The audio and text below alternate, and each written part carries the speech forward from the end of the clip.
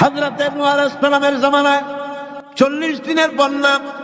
এই বন্যার পরে জাহাজ যখন নেমে গেল, তখন তিনি মনে মনে ভাবলেন, আমি তো জোড়ায় জোড়ায় করে সমস্ত প্রাণীগুলি আর মানুষগুলি, কিছু কিছু মানুষ যারা ঈমান এনেছিল তাদের জাহাজে উঠাইছে, কিন্তু একটি বুড়ি আমার উপর ঈমান এনেছিল আর আমি তার ওয়াদা করেছিলাম সাথে করে নিয়ে যাব, আমি তো তার কথা ভুলে গিয়েছি। অনুশোচনা এলো। জাহাজ থেকে নেমে চতুর্দিকে লক্ষ্য করলেন, মানুষ নাই, জনপদ নাই, সব শেষ হয়ে গেছে। পাহাড় পর্বত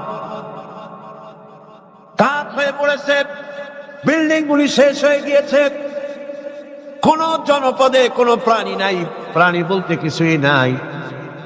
হঠাৎ দূরে দেখতেন একটা কুড়ে ঘরের মতো দেখা যায়। ভাবলেন, এত বড় বন্যার ভিতরে কুড়ে ঘর কেমনে থাকলো?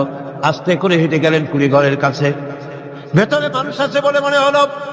বাইরের থেকে প্রশ্ন করলেন, ভিতরে কে? জবাব এলো, আমি এই ঘরের মালিক, আমি এক বুড়ি বিধবা এক মহিলা। আপনি কে? তিনি বললেন, আমি হচ্ছি এই জামানার পয়গম্বর হযরত নূহ আলাইহিস সালাম। বুড়ি বলছেন, আমারও ধারণা তাই। আপনি আমাকে ওয়াদা করেছিলেন বন্যা হলে পরে, বন্যার আভার যখন আপনি পাবেন, আমাকে আপনি সাথে করে জাহাজে উঠায় নিয়ে দিবেন। আমার মনে হয় বন্যা কবে হবে সেই খবর দেওয়ার জন্য আপনি এসেছেন। হযরত নূহ আলাইহিস সালাম সিজদায় পড়ে কাঁদতে লাগলেন, বললেন, রব্বুল আলামিন, তোমার কুদরত বোঝার ক্ষমতা আমার নাই। 40 দিন পর্যন্ত পানির ভিতরে মানুষ কেমনে জীবিত রইল? আল্লাহ পাক শোনালেন, রোরে